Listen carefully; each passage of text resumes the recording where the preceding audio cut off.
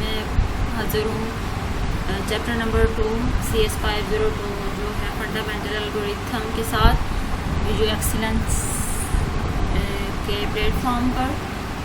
तो आप लोग इसको ज़रूर कंप्लीट देखिएगा, बिकॉज ये जो आपके लिए लेक्चर्स बनाए जा रहे हैं ये ज़्यादातर तो ग्रैंड क्विज़ के हवाले से बनाए जा रहे हैं।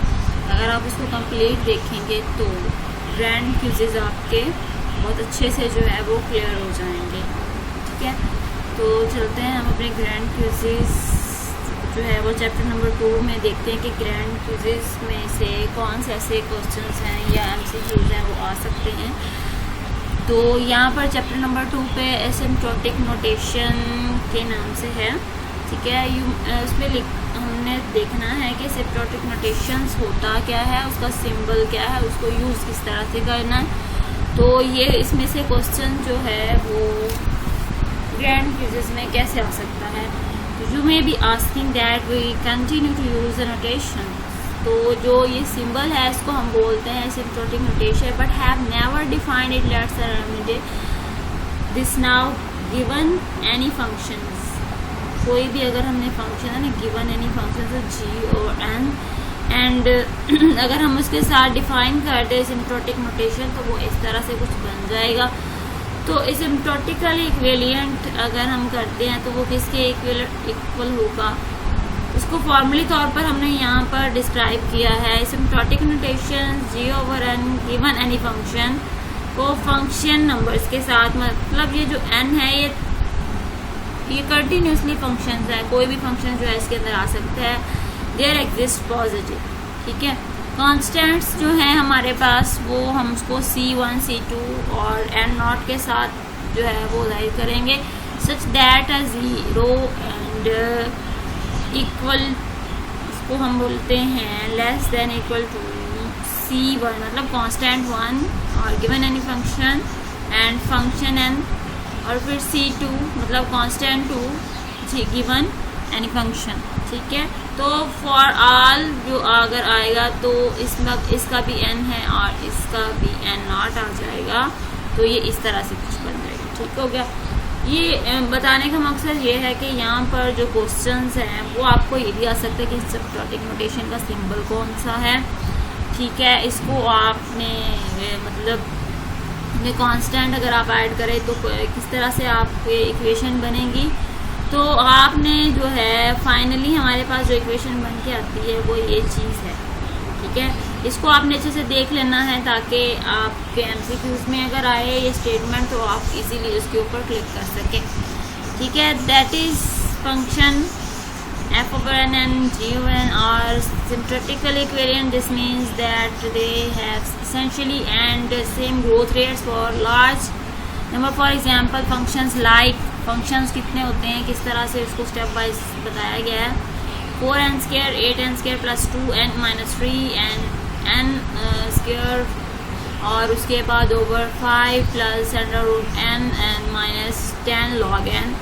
ठीक है, n minus 3 ये क्या है, सारे हैं फंक्शन लाइक फंक्शंस हैं, जिसको जो ग्रोथ रेट्स पे लार्ज एंड पर फंक्शंस हैं वो ये हैं। तो इसमें से भी क्वेश्चंस जो है आपको आ सकता है कि कौन कौन से फंक्शंस हैं, या फिर आपने किसी एक पे जो है ना लगाना होगा, इसमें से कोई एक सही वाला दिया हुआ होगा और आपने उसके से एक में से के ऊपर जो है वो टिक का निशान लगाना है, तो उसको सेव करना है। और all asymptotically equivalent as and become large to dominant fastest growth being term in some constant time and square. तो कंसीडर द फंक्शन, जो फंक्शन हमने कंसीडर करना है, तो देखिए ये सेकंड वाला फंक्शन है हमने यहाँ पे लगाया, उसको fn दे दिया है फंक्शन की निस्बत से। Our informal rule of keeping the largest term and ignoring the constant of suggest that fn जो सिंबल है मतलब पार्ट है वो है सिम्प्टोटिक नोटेशन एंड स्क्वायर का। लेट्स सी, ये देखिए, ठीक है, जब भी आपने फंक्शन को जाहिर करना है साथ में f/n और यहाँ पे कोई एक स्टेटमेंट उठा के साथ लगा लेनी है। ठीक है। आगे हमारे पास दो बॉन्ड है, एक लोअर बॉन्ड है और एक अपर बॉन्ड है। तो लोअर बॉन्ड पे आपने इसको इस तरह से रखना है, the grows asymptotically at least as fast as n square. ठीक है, इसका जिसका एन स्क्वायर है वो बहुत ही फास्टेस्ट ग्रोथ करता है सिम्प्टोटिकली इसके अंदर। एंड अपर बॉन्ड में grows no fast asymptotically then n square. ठीक है, अपर बॉन्ड में वो फास्ट नहीं इतना करता। ठीक है, lower bond grows asymptotically least fast as n square. For this need to show there that exist positive constant, जो lower bond है उसके अंदर constant जो है वो पॉजिटिव होता है, तो इसी वजह से वो फास्ट जो है वो मूव कर रहा होता है। तो उसका फंक्शंस आप देखेंगे, इसको हमने किस तरह से ज़ाहिर किया है। ये वाला फंक्शन है, इसको आपने लिखा है greater than equal to 8n square minus 3, तो equal to 7n square plus n square minus 3 and greater than equal to 7n square. ठीक है, इस तरह से आपने जो है ना इस इक्वेशन को सॉल्व करके, इस इक्वेशन को आपने सॉल्व करके ये आंसर जो है उसका ले लेना है। ठीक हो गया। थोड़ा सा हमारे पास कांस्टेंट जो है वो 7 आ चुका है, क्योंकि 7 जो है इसके साथ कोई वैल्यू नहीं है, तो ये 7 जो है हमारे पास कांस्टेंट आ गया है। ठीक है, उसी तरह से अपर बाउंड आपने करना है, तो upper bound there is exist positive constant, उसके अंदर भी पॉजिटिव कॉन्स्टेंट्स होते हैं। बट ये देखिए function of n grows asymptotically no faster, क्योंकि इसके अंदर सिम्प्टोटिकली जो है वो फास्टर नहीं ग्रो करता। नीचे आप ग्राफ में आ जाएं तो सिम्प्टोटिक म्यूटेशंस हमने देखा ही हैं यहाँ पर फंक्शन की। तो ये है हमारे पास फंक्शन और यहाँ पे उसकी है नंबर्स हैं। ठीक है, तो बिल्कुल सिंपल इस तरह से अगर आपको फाइनल टर्म पे भी इस तरह से क्वेश्चन आता है तो आपने ये ग्राफ जो है वो ज़रूर बनाना है। ग्रैंड क्यूजेस पे तो आपको एक एक चीज़ पढ़नी पड़ती है, बिकॉज आपने एमसीक्यूज हल करने हैं। तो एमसीक्यूज तो किसी भी एक लाइन से वो जो है वो बना सकते हैं।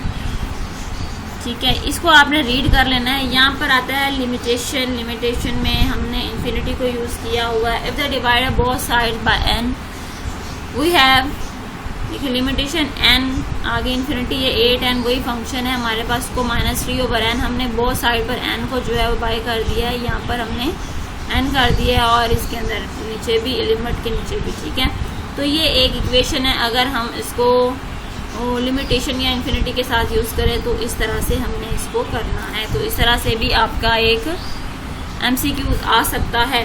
ठीक है, कांस्टेंट 2 है और ये कांस्टेंट 1 के साथ हमने किया है।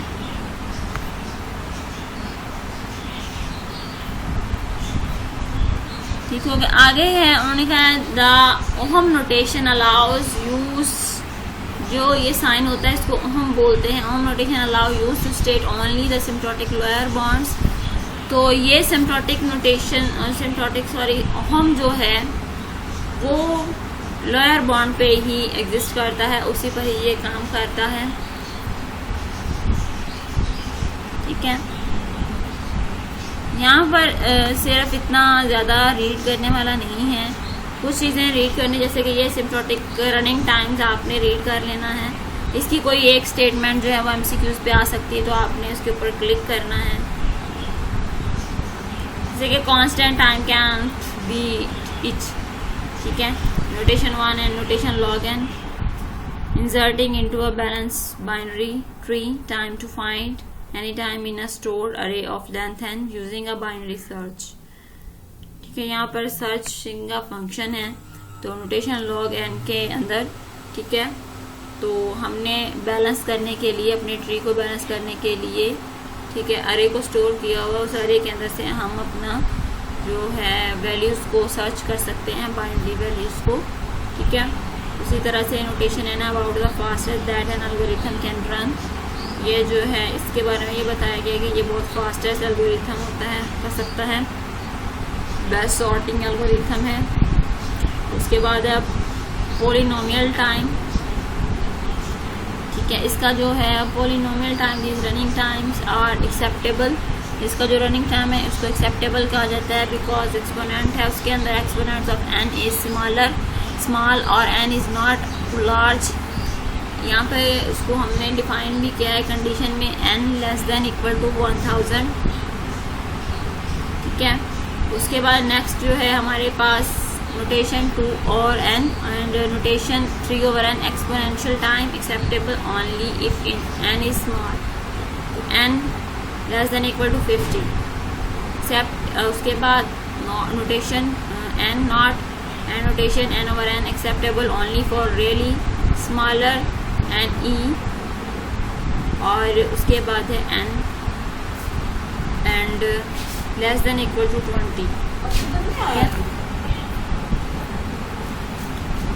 आज का लेक्चर में हमने चैप्टर नंबर 2 को रीड किया। उसके अंदर से मैंने आपको ग्रैंड क्यूजेस के कुछ क्वेश्चंस बताए कि किस तरह से सिम्प्टोटिक नोटेशन के हवाले से जो है वो ग्रैंड क्यूजेस में ऑप्शंस आ सकते हैं। तो इसमें बेसिकली हमने अपर बाउंड और लोअर बाउंड पढ़ा, और उसमें हमने ये पढ़ा कि सिम्प्टोटिक नोटेशन जो है वो कांस्टेंट पे किस तरह से एग्जिस्ट करता है और कौन सा पॉजिटिव है और किस तरह से फंक्शंस को आपने यूज़ करना है। तो आज के लेक्चर की आपको आई होप समझ आई होगी। देन नेक्स्ट लेक्चर के लिए अल्लाह हाफिज़, एंड हमारे चैनल्स को सब्सक्राइब ज़रूर करें और लेक्चर के जो अबाउट है हमें कमेंट पे दें। अल्लाह हाफिज़।